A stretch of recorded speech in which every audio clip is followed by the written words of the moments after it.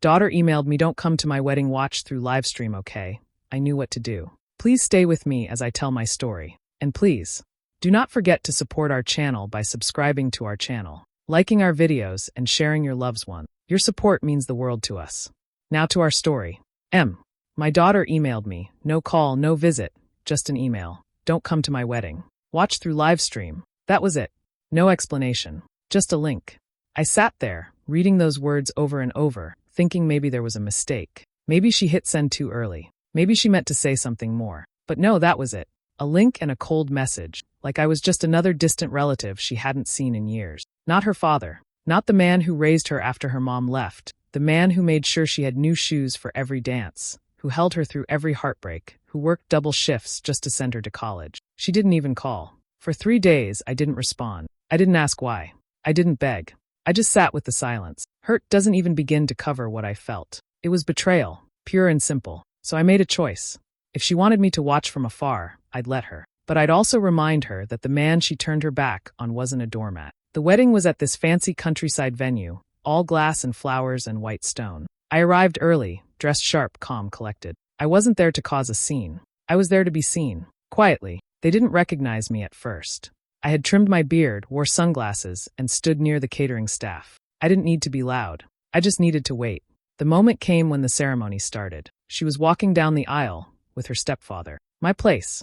The same man she met 6 years ago. The same man who barely knew her favorite color, her bedtime stories, her childhood dream. I pulled out my phone. I opened the live stream. I started recording, but not the ceremony. I turned the camera toward myself, standing just a few feet from her, and whispered, "You told me to watch." So I did. Just not the way you thought. After the ceremony, I left. No words. No anger. Just silence. Later that night, I got a message from her. Just one line. "Why did you come?" I didn't reply. She wanted a stranger? She got one. And the one memory she can't erase from her wedding day is the moment she realized I was there, not to hurt her, but to remind her what she threw away. She thought cutting me out would hurt me, and at first it did. Reading that email, "Please don't come to the wedding. You can watch the live stream," was like getting punched in the chest. No reason, no conversation, just a cold command from the daughter I raised alone. The same daughter I carried through every storm, every scraped knee, every broken dream. She forgot who built her world brick by brick. But more importantly, she forgot who paid for the venue. The fancy white linen estate she couldn't afford on her own. The place she bragged about on social media for months. The place where she planned every flower, every chair, every detail like it was her personal fairy tale. She forgot whose name was still on the contract. Mine. No one bothers to read the fine print. But I did. I remembered every clause, every payment deadline, every term of cancellation. And while she was busy rehearsing her vows, I was making calls to the coordinator, the AV team, the venue manager. I didn't shout. I didn't threaten. I simply reminded them who was the legal contact, who signed the checks, who had final say. I gave them one instruction: leave the cameras rolling. But when the live stream goes live, cut the feed after the procession. And that's exactly what they did. She smiled and waved as she walked down the aisle, thinking the world was watching. Friends, family, co-workers. Everyone was tuned in. But just after the music faded and the couple stood before the officiant, the screen went black. No sound. No video. Just a message. This event has ended. People thought it was a tech issue. Panic spread through the comment section. Calls flooded in. Confused guests were texting each other, asking what happened. Some thought it was a prank. It wasn't. She didn't notice at first. Not until the reception, when someone showed her the messages. That's when her smile dropped. She called me that night, crying, furious. "You sabotaged my wedding." I didn't raise my voice. I just said, "You told me not to come. You wanted distance. I gave you more than you asked for. You ruined everything," she whispered. "No," I said. "You did that the moment you forgot who stood by you when no one else did." She hung up. I haven't heard from her since. But every time someone brings up her wedding day, she remembers not the flowers or the food, but the silence. The empty screen. The moment the live stream died, just like our connection. She replaced me with her stepfather in the ceremony. Not just to walk her down the aisle, but to speak the words I wrote, word for word. I found out the night before the wedding, when my sister called me in shock. She said, "You're not walking her down the aisle, he is. And he's giving the speech." The speech I stayed up writing for 3 nights. The one she cried over when I read it to her a month ago. She said it was perfect. Said no one else could ever put her story into words like that. She lied. I didn't fight it.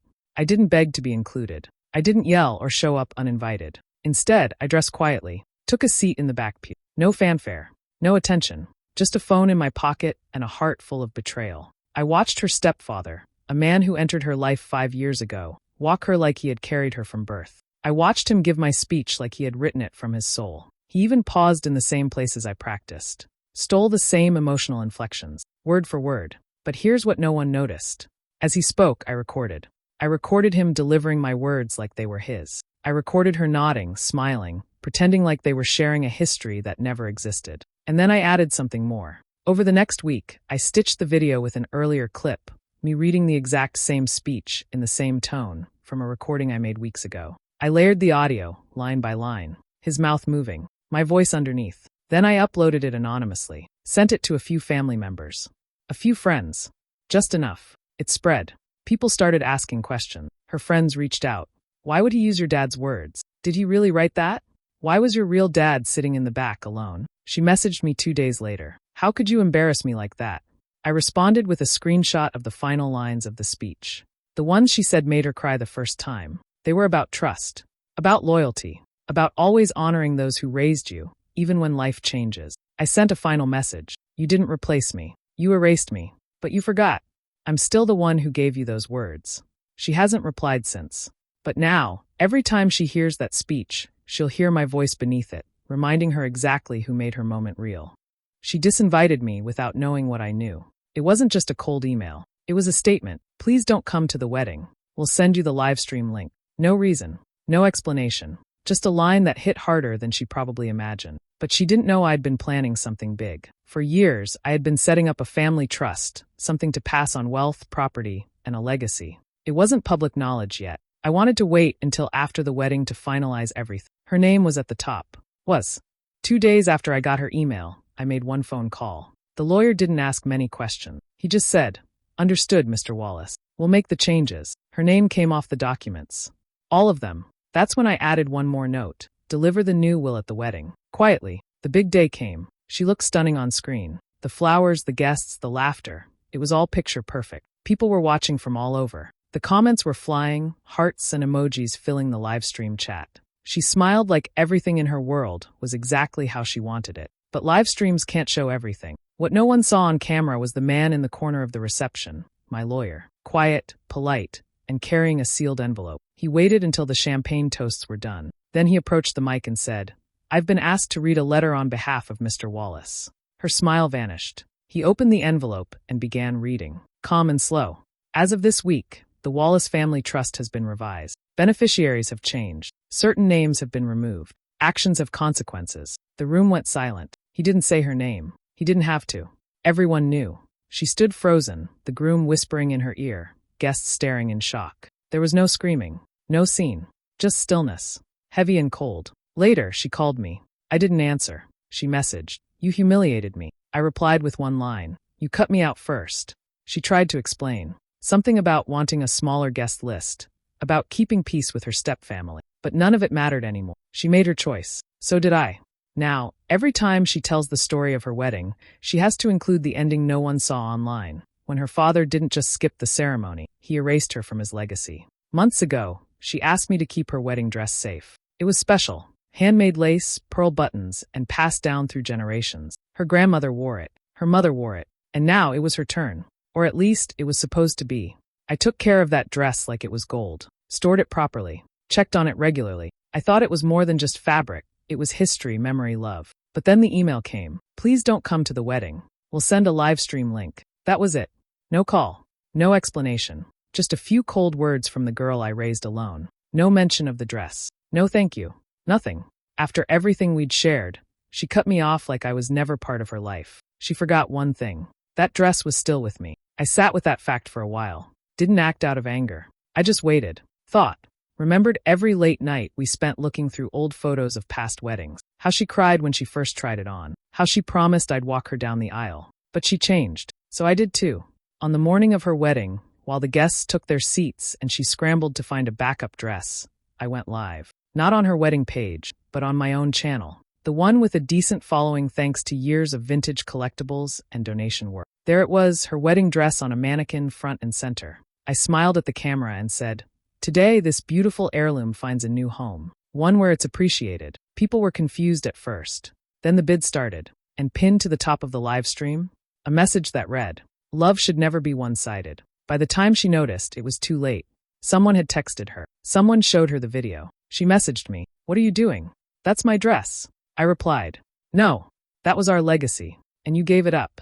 The auction raised thousands. Every cent went to a shelter for single fathers and daughters. I even added a note, in honor of those who still believe family is a two-way street. She tried calling. I didn't answer, because in the end, it wasn't about revenge. It was about truth. She made her choice, to erase me. I simply made sure she'd remember that some things, once given away, don't come back. Not even a dress woven with love. She told me to watch on livestream. Just like that. No phone call. No conversation. An email with a link and a few words. "We've decided to keep it small. Hope you understand. You can watch online." I stared at those words for a long time. My daughter, my only child, telling me I didn't matter enough to be there in person. After everything, we had been through storms together, losses, years of just me and her. Now, suddenly, I was nothing but a viewer. Fine.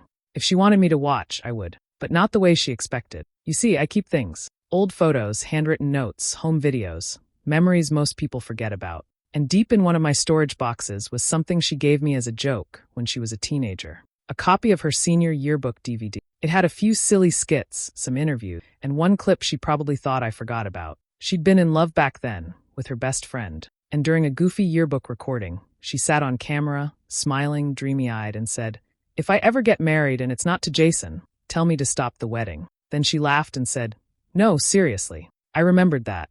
Jason wasn't the man she married. So when her big day came, and her live stream went live, I went live too. On my own page, same time. I titled it, "A Father's Memory," before she said I do. Viewers joined, thinking it was a tribute. A few family members tuned in, expecting a sweet message from the dad who was left out. Instead, they saw 18-year-old her, in a hoodie and messy bun, grinning and declaring on video that if she married anyone but Jason, she was making a mistake. People shared it. Fast. By the time the wedding reception began, her phone was buzzing nonstop. Her husband, now husband, walked off mid-dance to take a call. Her friends were whispering. Her in-laws were scrolling through their phones. She messaged me. One word. "Why?" I replied, "You told me to watch. I just added something worth watching." She never responded. I didn't ruin her wedding. I didn't make her say those words. I just reminded the world who she used to be, and who she chose to become. Because if you erase someone who built you, don't be surprised when they replay the parts of you that never got closure. I wasn't invited to my own daughter's wedding. No phone call. No message asking how I felt. Just silence. And then a social media post announcing her big day, tagging everyone but me. It stung. Not just because I'm her father, but because I helped build the life that led her to that moment. Paid for her school. Drove her to every practice, every rehearsal, every appointment. And still, I wasn't good enough to sit in a chair and watch her say, "I do." She thought I'd stay quiet.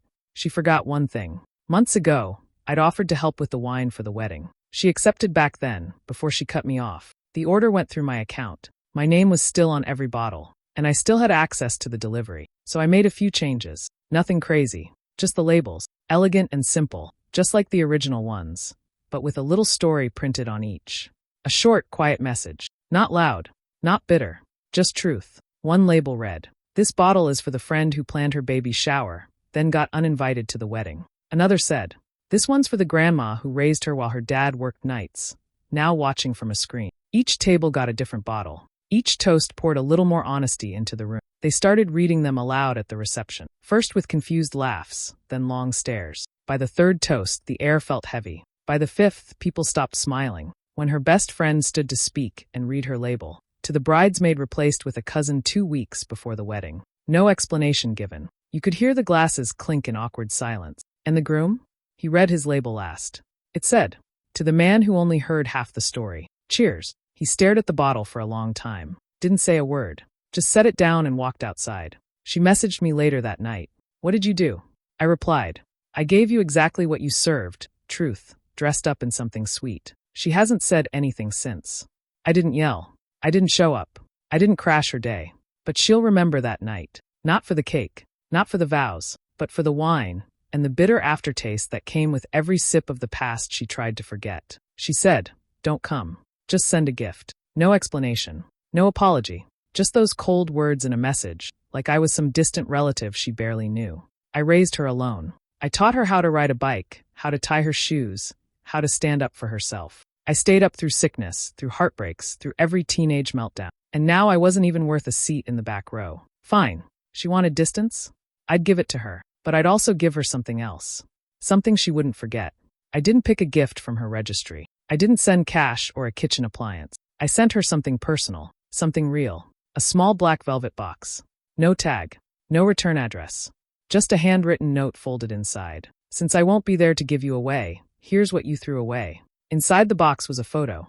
A picture of us. From when she was 5. She was sitting on my shoulders, laughing, holding an ice cream cone in one hand and my head with the other. I remembered that day like it was yesterday, her first trip to the zoo. But the photo was cut into pieces. Not burned. Not crumpled. Just carefully, silently shredded. Like our relationship. I mailed it a week before the wedding. Didn't think twice. The day came. I watched the live stream like she asked. She looked beautiful, smiling, radiant. The guests cheered. The music played. It was perfect. Until someone handed her the box. Right there, in front of the camera, she opened it, pulled out the note, read it, then lifted the pieces of the photo. Her smile dropped. She stood frozen, staring down at those tiny fragments of what used to be us. A few people leaned in, trying to see. The room got quiet. The groom whispered something, but she didn't answer. And then she cried. Right there on stream. In front of hundreds of viewers. She cried not because of the dress or the flowers or the moment, but because of what was missing. Me. I didn't blink. I didn't pause the live stream. I just sat back and watched. She asked for a gift. She got one.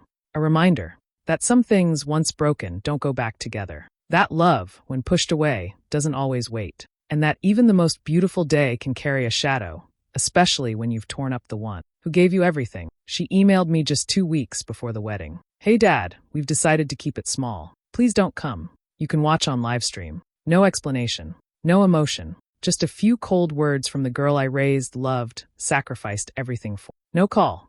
No invitation. Not even a simple "I'm sorry." Just a link. I sat with it for a while. Anger came first. Then hurt. Then silence. I didn't argue. I didn't try to change her mind. I simply replied. Understood. I'll watch. And then I opened a blank email, wrote one more line, and saved it in my drafts. Don't come to my funeral. Watch through livestream. Same tone. Same coldness. I didn't send it. Not yet. I wasn't trying to hurt her. I just wanted her to feel what I felt. One day, the wedding happened. She streamed it, and I watched from my living room. Alone. No toast. No speech. No walk down the aisle. I watched another man put his hand on her back, call her his daughter, give her away like I'd never existed. Time passed. We barely spoke. She sent holiday cards. No phone calls, no visits. Life moved on. For her, anyway. Then came the day I knew would come. The doctor used quiet words. Not much time. Make arrangements. Notify the family. I didn't tell her right away. I didn't want pity or a fake reunion. Instead, I opened that draft. Changed the date. Hit send. Don't come to my funeral. Watch through live stream. She called immediately. Dad, what does this mean? What's going on? I didn't answer. Not to punish her, but because there was nothing left to say. She didn't understand. Not then. The funeral came. A small service. Close friends, a few old co-workers, and quiet music. We streamed it like I said we would. She watched, just like I did. And when they read my final letter aloud, she heard the words. Sometimes the coldest messages say the loudest thing. I gave you life. You gave me distance. I simply returned the favor. That's when it hit her. She cried. She begged to speak. But the stream had ended. Like the moment. Like the years we'd lost. She didn't get it until it was too late. Now, every time she opens her inbox, she sees that message. The mirror to her own. And she understands now. Some things you can't rewind. Some silence echoes forever. I said nothing. When she emailed me and said, "We've decided to keep the wedding small. You can watch it online," I didn't reply with anger. I didn't argue. I didn't ask why. I just nodded to myself, closed the laptop, and waited. The day of the wedding came. I watched the live stream just like she asked. I smiled when she walked down the aisle. I even clapped from my living room. Let her think she won. Let her believe cutting me out was the end of the story. But I don't play the short game. I never have. Family doesn't disappear with one email. It stretches through years, birthdays, holidays, hard times. And in families, trust is everything. She broke that. Quietly, without warning. So I responded in the same way. Quietly. She needed help a year later. Wanted to buy her first home. Big place. New neighborhood. She came to me soft-spoken, smiling, asking if I'd co-sign the loan. You're the only one with enough credit, Dad, she said. I can't do this without you. I looked her in the eye, calm, kind, and said, let me think about it. I didn't say no. I didn't argue. I just let her wait. She went ahead and applied, thinking I'd sign last minute. Her application was denied. She called me confused. Why didn't you sign the forms? I paused. Then I said, watch the replay. She was silent. What? The wedding, I said. Go back and watch it. I already answered you. She hung up. I knew she would. And I knew she'd watch it again, see me missing from every moment, hear herself thanking her stepdad, see that empty seat where I should have been. Remember the decision she made to cut me out, thinking it wouldn't come back to her. She wanted a life without me? That's what she got. Not in anger. Not in revenge. Just truth. Actions echo. Sometimes they take time. Sometimes you don't feel them until you need someone, and they're no longer standing behind you. I didn't yell. I didn't shame her. I just let the moment speak for itself. And now, every time she tells someone why her loan didn't go through, she'll remember the man she left off the guest list. And the replay that said it all, without a single word from